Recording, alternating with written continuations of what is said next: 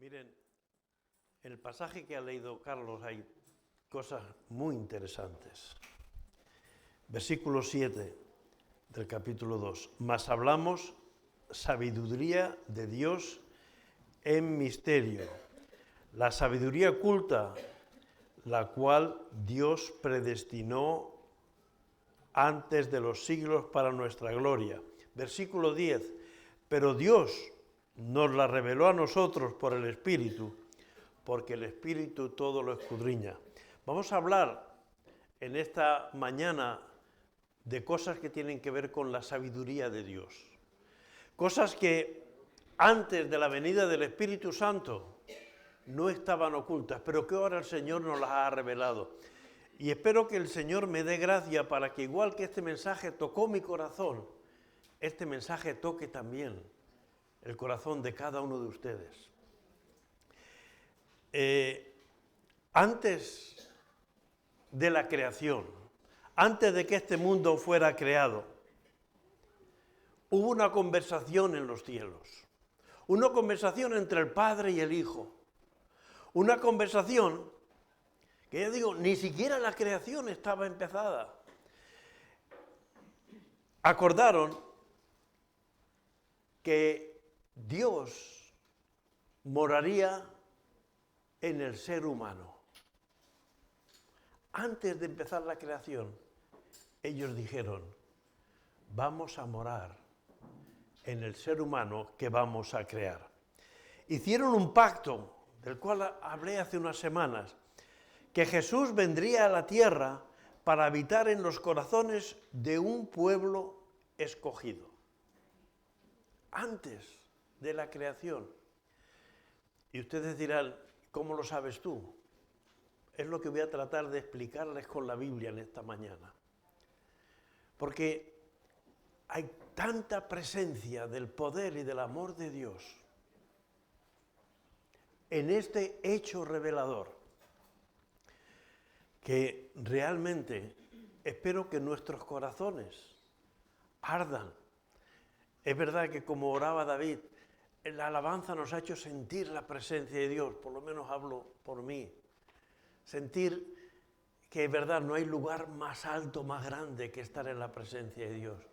Pero espero que el Señor nos lleve un paso más adelante con su palabra.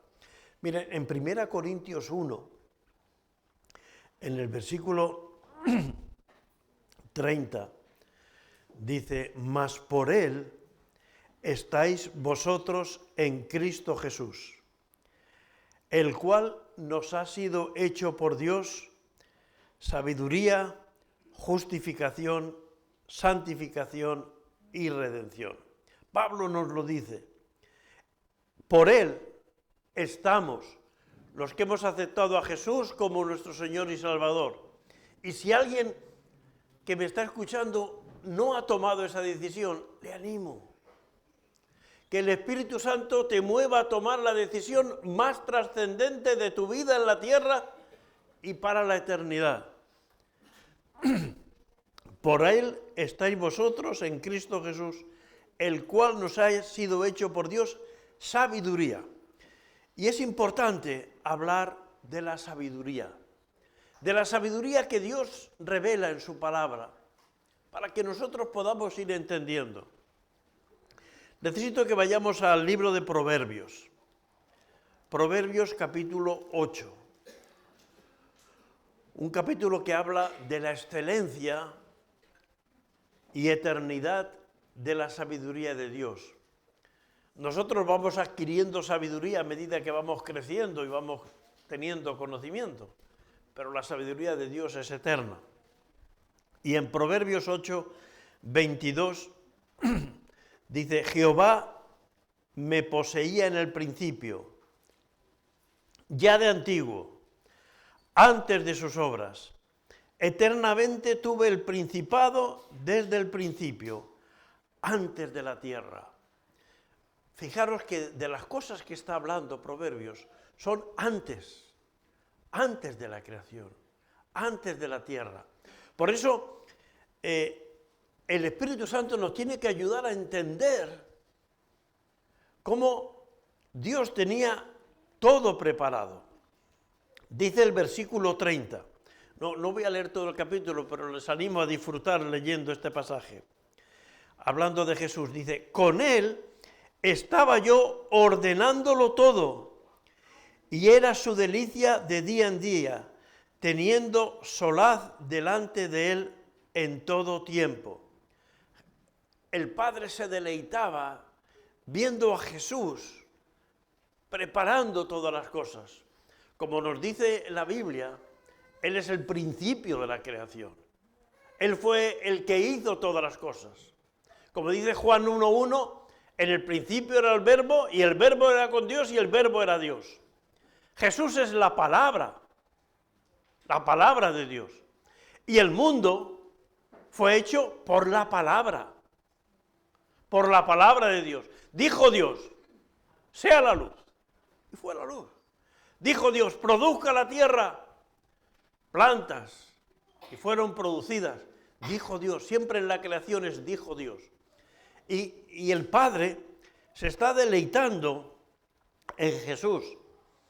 Y ahí vino el acuerdo que crearían al ser humano, a ti y a mí, con el libre albedrío, con la libertad de decidir, con la libertad de decidir obedecer o no obedecer, con la libertad de decidir hacer lo que Dios quiere o hacer lo que cada uno le dé la gana.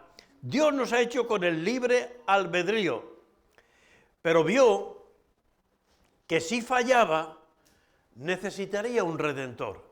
Y ahí es cuando el Padre y el Hijo trazaron el plan de salvación, antes de la creación. Sí, para Dios no es una improvisación. Estaba todo en la mente de Dios. Y si el hombre fallaba, como fallamos, Dios tenía el plan de la restauración. ¡Qué maravilla! No se sorprende Dios, no le pasa como a nosotros. ¿Y ahora qué hacemos? ¿Ahora qué pasa? Hemos hecho al hombre a nuestra imagen y nuestra semejanza y ahora nos ha traicionado. No, antes de la creación, ya el Padre y el Hijo estaban preparando un plan. Del Hijo te encarnarás, te convertirás en el sacrificio que redima a la humanidad caída. Hace unas semanas hablamos de ese pacto. Tomarás sus pecados sobre ti y le librarás del maligno de sus vidas. Jesús asumió ese plan de salvación. Asumió entendiendo plenamente que iba a ser un plan duro y difícil, como hemos visto representado por nuestros jóvenes estas semanas pasadas. Sabía que iba a haber odio, que iba a haber latigazos, que iba a haber corona de espinas, que iba a haber insultos, que iba a estar la cruz. Pero sin embargo, antes de crearlos, y aún sabiendo que el precio de la traición del ser humano iba a ser tan caro, Jesús dijo, adelante, estamos unidos, Padre e Hijo, Dios Todopoderoso. Él entendió las malas perspectivas, pero dijo, adelante.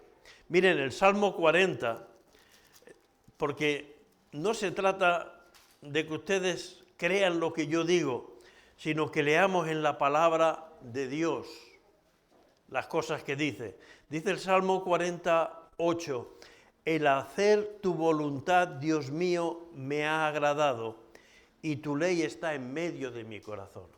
¿Recuerdan en Getsemaní cuál fue la oración de Jesús? Hágase tu voluntad y no la mía. El hacer tu voluntad, Dios mío, me ha agradado. Miren, volviendo a Proverbios, como les digo, Proverbios 8 es un capítulo extraordinario. Proverbios 8:31 dice, me regocijo en la parte habitable de la tierra y mis delicias son con los hijos de los hombres.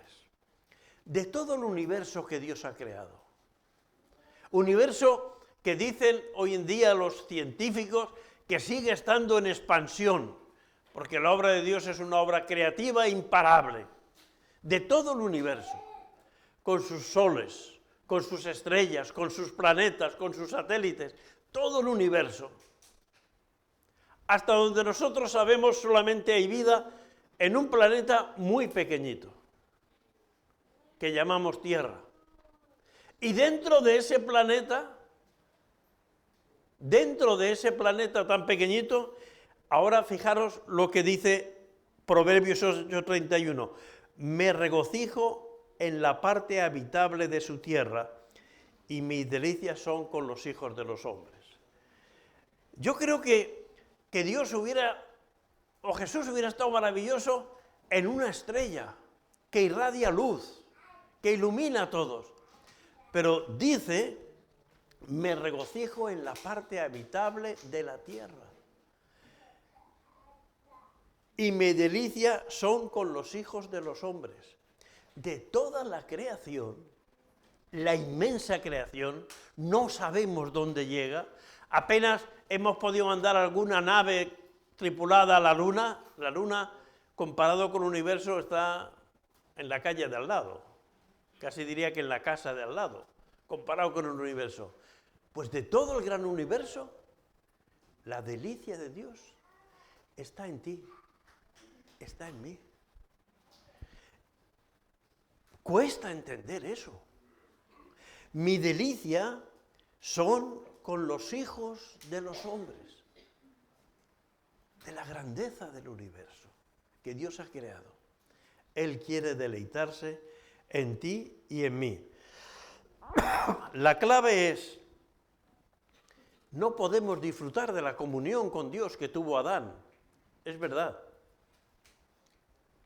Dios bajaba al huerto del Edén todas las tardes y tenía un paseo, una caminata, una conversación con Adán. Eso no lo podemos tener. No podemos tener algo muy grande, la presencia de Dios en nuestras vidas. Mi deleite, mi delicia son con los hijos de los hombres. ¿Por qué Jesús se regocijó en la expectativa del ser humano en que pudiera habitar en una persona como tú y como yo? Tú y yo sabemos cómo somos, cómo hemos fallado a Dios, cuáles son nuestras debilidades. No hay justo ni siquiera uno. ¿Cómo puede Jesús elegir antes de la creación que quiere vivir? Hoy en día, como decimos ya por la revelación de Dios, sabemos que es por el Espíritu Santo en nuestros corazones, de todo el sitio que hay en el universo. Elige a alguien que falla, que miente, que puede ser orgulloso, que puede cometer este o aquel pecado. Sí, porque no es justo ni aun uno. ¿Por qué Dios, siendo Dios, elige esta cosa?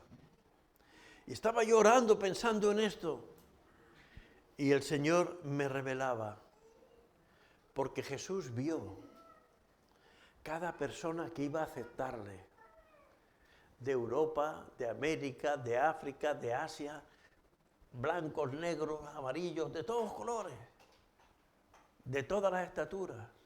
Jesús vio cada persona que iba a aceptarle. Vio el gozo que iba a traer a nuestras vidas. Y aunque era consciente del sufrimiento, del dolor que le iba a costar, de tener que despojarse de su divinidad, viendo el gozo que iba a transmitir, él estuvo de acuerdo. Y le dijo al Padre, vamos adelante.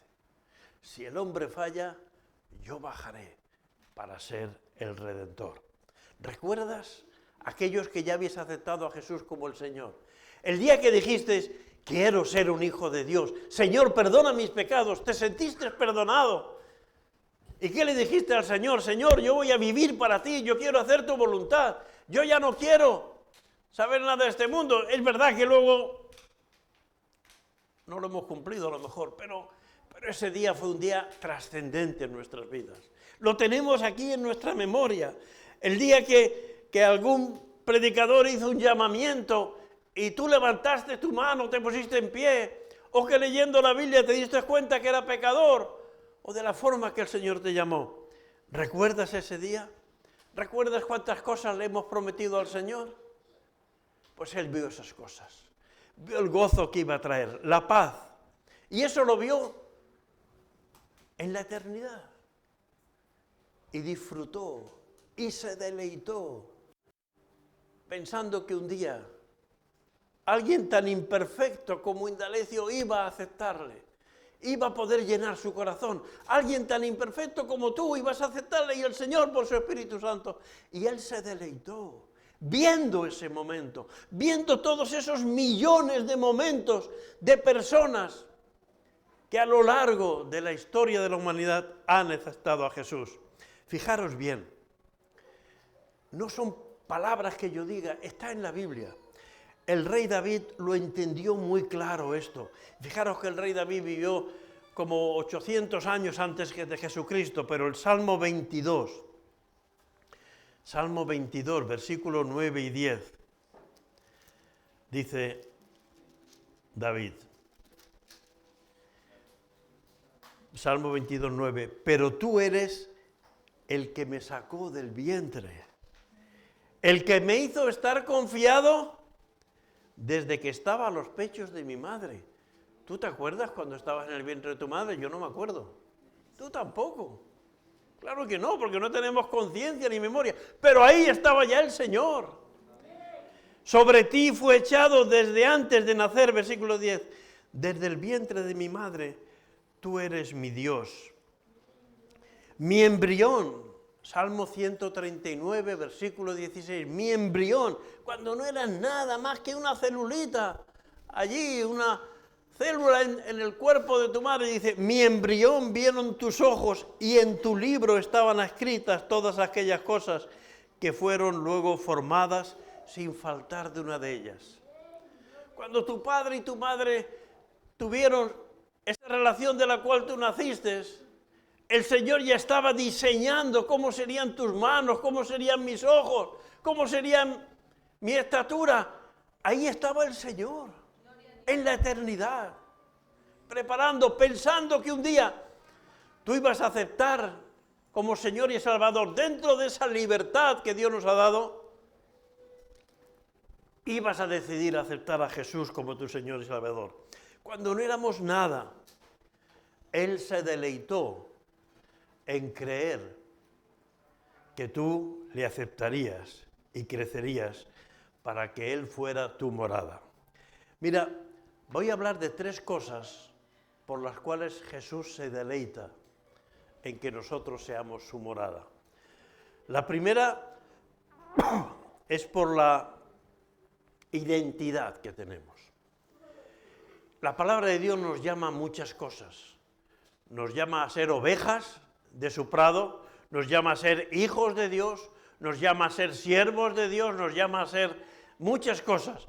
Pero la más íntima de todas estas descripciones, dice Apocalipsis 19:9, bienaventurados los llamados a las cenas de las bodas del Cordero. Nos llama a ser su novia. Claro, a veces que Jesús sea nuestro novio. Jesús ha aceptado tener esa intimidad con nosotros como iglesia. ¿Recuerdas cuando empezaste a salir con tu esposa, con tu esposo, los primeros momentos? Uno se daba cuenta que estaba enamorado porque ya no salía a la calle sin ducharse, iba a ver a la chica, ya había que ducharse. Y procuraba ponerse bien. Y si se afeitaba se ponía masaje y esas cosas. ¿Por qué iba a ver a la chica? Porque había esos momentos de intimidad. Para Jesús, cada día con nosotros es ir preparando esas bodas del Cordero, en la cual estará toda la eternidad contigo y conmigo. ¿Qué cosas habrás hecho por tu novia o por tu novio? Cuando yo estaba en la mili, eso era el siglo pasado, hace muchos años, no había móviles, el teléfono era caro, en la mili no te pagaban, creo que te pagaban, parece que eran 100 pesetas al mes, eso sería 60 céntimos de hoy en día, ya digo, hace mucho tiempo, pero no había dinero. Pero mire, el Señor puso una idea en mi cabeza, quiero que mi novia tenga algo mío todos los días. Como no podía hacer una llamada de WhatsApp, pues yo le escribía una carta todos los días. Me gasté un poco de dinero en sellos, pero qué alegría. Cosas. Hermano, Jesús está queriendo tener esa intimidad con nosotros. Si yo, con los fallos que tengo, con las cosas tan débiles que soy capaz de hacer cosas por una persona que amo, ¿qué cosas está haciendo Dios por mí? ¿Cuántas cosas grandes está preparando el Señor para que yo viva día a día, momento a momento, instante a instante? Dios nos ama. Dice la Biblia, nos cela con amor entrañable. Otra cosa que dice la Biblia que Jesús quiere ser es nuestro amigo. Dice, os he llamado amigos, Juan 15:15. Él pensó que cuando entráramos en esa intimidad, como entró con sus discípulos, ya no íbamos a ser extraños, sino íbamos a tener intimidad de amigos. Él te vio a solas, cuando estabas pasándolo mal, cuando estás en tu cuarto orando al Señor y está esperando que tú vivas una vida de consagración total a Él. Él está dispuesto a compartir contigo como un buen amigo cada necesidad, cada problema, cada herida, cada fracaso, cada esperanza, cada ilusión, cada sueño, cada pesadilla. Realmente es un amigo fiel y total. Es el amigo en el cual podemos confiar todo el rato. Y no que sea simplemente una llamada de emergencia, ¿no? Cuando tengas un problema, llama al 112. No, Jesús no quiere ser el 112, al cual llamas de emergencia, o el teléfono de los bomberos cuando... No, tu amigo. Necesito esto. Señor, ayúdame en esto. Señor, guíame en esto. Señor, gracias por estar siempre a mi lado. Quiere tener esa amistad. Y Jesús se alegró de que íbamos a conocer su palabra y que podríamos disfrutar de la palabra de Dios. Proverbios 8:34. Yo os digo, Proverbios 8 es un capítulo extraordinario de la sabiduría de Dios. Dice, bienaventurado el hombre que me escucha, velando a mis puertas cada día, aguardando a los postes de mi puerta. En aquel tiempo, la gente no tenía una Biblia. Como nos cuenta Isaías cuando fue llamado en Isaías 6, él se ponía en los postes del templo. La gente se ponía para escuchar al sacerdote que leía la palabra de Dios. Hoy la tenemos en nuestras manos, en nuestros móviles, en nuestros ordenadores. Tenemos la palabra de Dios. Bienaventurado el hombre que me escucha. Cristo nos está diciendo, esta es la persona en la que viviré, en la que me deleitaré, en la que disfrutaré, la persona que me escucha, que pone oídos atentos a mi palabra. Fíjate qué cosas. El Señor quiere ser tu amigo, quiere ser tu novio, quiere ser la persona que te instruye a través de su palabra. Realmente David escribió todo un salmo, el salmo más grande que tenemos, el Salmo 119, está dedicado a la importancia de la palabra de Dios. Leedlo tranquilamente. Salmo 119, 16. Me regocijaré en tus estatutos, no me olvidaré de tus palabras, pues tus testimonios, versículo 24, tus testimonios son mi delicia y mis consejeros. No me olvidaré de tus palabras. Salmo 119, 24. Tus testimonios son mis delicias y mis consejeros. Salmo 119, 47. Me regocijaré en tus mandamientos, los cuales he amado. Salmo 119, 77. Tu ley es mi delicia. Literalmente del hebreo sería, yo disfruto de tu palabra. Yo sé que gente me dice, es que me cuesta entender la palabra de Dios. Pues léela más. Léela más. ¿Cuánto te sale bien una comida? Los que sabéis cocinar, hombres o mujeres. ¿El primera vez que la hacéis o cuando la lleváis muy practicada? Claro, cuando uno la ha hecho muchas veces. Cuando uno hace muchas veces un arroz con pollo o una paella o un buen guiso, mejor le sale, mejor le encuentra el punto de cocción. Pues eso es igual la palabra de Dios. Deleítate en la palabra de Dios. ¿Qué más tiene que hacer Jesús? Por eso Hebreos 2:3 dice, ¿cómo escaparemos nosotros si descuidamos una salvación tan grande? Hermanos, que Jesús iba a morar en mi vida, Dios lo tenía planeado desde antes de la fundación del mundo, no desde el día que me convertí. Él ya lo tenía, Él me dejó elegir a mí, pero Él estaba a punto. Él no tuvo que pensar, ahora que... No, Él ya estaba a punto. Hermanos, nunca es tarde para retomar el compromiso con el Señor. Nunca. Nunca es tarde para retomar el compromiso con el Señor. Mientras el Padre y el Hijo estaban preparando ese pacto entre Dios Padre y Dios Hijo para que nosotros fuéramos incluidos en Él, vio que muchos se descuidarían, que se volverían tibios o fríos, que como la oveja perdida se volverían al pecado, pero Él permaneció allí. Y Él pensó que por su sacrificio la humanidad podría volver a la vida mediante la sangre de Cristo Jesús que limpia de todo pecado. Como las aguas sanadoras que nos habla el profeta Ezequiel, capítulo 47, donde dice que de la casa de Dios empezó a fluir un río. Y dice, y conté 500 metros, y me dijo, pasa, y el agua llegaba hasta los tobillos. Y conté 1000 metros, y me dijo, pasa, y el agua llegaba hasta las rodillas. Y pasé 500 metros más, y el agua me llegaba ya hasta la cintura. Y pasé, y ya tuve que nadar. Y esas aguas llegaron al mar, y lo sanaron todo. De la presencia de Dios vienen aguas que sanan nuestras vidas. Probablemente estés con heridas, heridas que te ha producido la vida, heridas que te has producido tú, heridas que te han producido seres queridos o cualquier persona, pero hay sanidad para todos en el nombre de Jesús.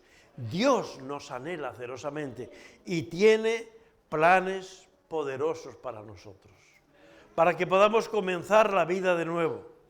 Él dice que va a restaurar todo lo derribado, va a enderezar lo torcido, va a fortalecer lo débil. No importa cuál sea la situación anímica o personal tuya, Dios puede hacerlo nuevo, puede restaurarlo perfectamente. Miren, vamos a terminar leyendo un pasaje de Primera de Corintios. Hemos leído algunas cosas del capítulo 1, hemos leído el capítulo 2, ahora vamos a leer unos versículos del capítulo 3 de Primera de Corintios. Primera de Corintios 3, 11. Y tomen esto como una palabra del Señor para ustedes. Yo por lo menos lo he tomado como una palabra del Señor para mi vida. Porque nadie puede poner otro fundamento que el que está puesto, el cual es Jesucristo. Te pueden decir muchas cosas. Puedes pensar que puedes resolverlo, pero el único fundamento que va a sostener tu vida es Jesucristo. Y si sobre este fundamento alguno edificara, sobre el fundamento que Cristo tenemos que edificar, y podemos edificar oro, plata, piedras preciosas, madera, heno, hojarasca. Del oro a la hojarasca. De lo que tiene mucho valor a lo que tiramos por los suelos, para que venga el barrendero y se la lleve. Así es la condición del ser humano. Así, sin embargo, Dios en Cristo Jesús nos ha hablado. Versículo 13, la obra de cada uno será manifiesta, porque el día la declarará, pues por el fuego será revelada, y la obra de cada uno, cual sea, el fuego la probará. Pasaremos por el fuego de Dios. Y ahí estará la obra que tú y que yo hayamos hecho. Y si es madera, el fuego se la llevará. No digamos si es hojarasca, pero si es oro o plata, se va a enriquecer aún más, se va a pulir aún más. Porque la obra de alguno, dice que, versículo 14, si permaneciere la obra de alguno que sobreedificó, recibirá recompensa. Dios es un Dios es un buen pagador. Todo lo que hacemos para el Señor nos lo va a recompensar, hermanos. Nos lo ha recompensado con la vida eterna, pero Dios es tan generoso, tan bondadoso, tan bueno, que aún tiene muchas más cosas para nosotros. Versículo 15, si la obra de alguno se quemare, él sufrirá pérdida. Si llegamos a la presencia de Dios, me dice, mira, Indalecio, esto es lo que has hecho. No vale para nada, ¿ves? Cuando pasa por el fuego no queda nada. Dice, si la obra de alguno se quemare, él sufrirá pérdida. Si bien él mismo será salvo, aunque así como por fuego. Pero bueno, me aceptaste a mí, tomaste la decisión sabia y yo he pagado en la cruz por tu vida. Será una pena, una vergüenza para mí ver que mi obra es algo que no pasa la prueba, pero el Señor me ama y el Señor me dirá, como por fuego, pero pasa. Como el caso de Lot, tuvo que dejar todo en Sodoma, tuvo que dejar todo en su casa, porque se pegó fuego y él salir corriendo, pero se salvó. Así va a ocurrir, es mucho mejor que tu obra, que mi obra, quede ahí el oro, la plata, el buen trabajo, el buen servicio para el Señor. Versículo 16, ¿no sabéis que sois templo de Dios y que el Espíritu de Dios mora en vosotros? El templo de Dios no son estas cuatro paredes. Como les decía el martes a los que están preparándose para los bautismos, por eso aquí no hay santos en las paredes, no hay altares, no hay capillitas. En la iglesia cristiana, los santos vienen el domingo por la mañana para reunirse en la casa de Dios. Usted, yo tenemos que ser un santo para Dios, apartados para Dios. ¿No sabéis que sois templo de Dios y que el Espíritu de Dios mora en vosotros? Es así, eso es lo que Jesús quería, deleitarse. Por eso vino Jesús, por eso estuvo dispuesto a aceptar todo lo que sufrió, porque tú y yo podríamos tener la presencia de Dios en nuestras vidas. Si alguno destruyera el templo de Dios, Dios le destruirá a él, porque el templo de Dios, el cual sois vosotros, es santo. Se puede empezar de nuevo. Puedes no recuperar el tiempo perdido, no podemos recuperar. El día de ayer ya ha pasado. No podemos a partir de ahora decir, Señor, ¿cómo se te ocurrió un plan tan maravilloso? Dentro de todo el universo, venir a morar en personas tan imperfectas, tan fallonas como yo. Hermanos, la misericordia de Dios, la gracia de Dios. Ahora, ¿cómo vamos a descuidar una salvación tan grande? Yo les animo a reflexionar, a pensar nunca he aceptado a Jesús como Señor y Salvador, hoy es el día. Hoy es el momento. Tus pecados han sido perdonados por la sangre de Jesús. Pero Dios te ha hecho libre. Él se ha gozado en todos los que le van a recibir, pero no va a obligar a nadie a recibirle. Tú puedes. Y si el Señor te ha hablado a través de su palabra, que necesitas renovar tu compromiso con Dios, que necesitas poner al día, que habías descuidado, que no te dabas cuenta, que donde tú vas, va el Espíritu Santo, que con lo que tú haces estás alegrando o contristando al Espíritu de Dios, y que necesitas centrar tu vida, volver a renovar tu compromiso con Dios, con tu novio, con tu amigo, con tu padre. Hacer un compromiso de conocer más y ceñirte más a la palabra de Dios. No de una manera legalista, sino porque no te ama tanto Jesús. Me ama tanto Jesús, que solo de esa manera puedo responder. Yo te invito a unirte conmigo si quieres con una oración. Si quieres sentado, si quieres de pie, si quieres de rodillas, como tú quieras. Pero si el Señor te ha hablado, usa tus palabras para poner tu vida en las manos del Señor. Padre Santo y Celestial, en la eternidad, tú estabas viendo la iglesia embajadores de Cristo.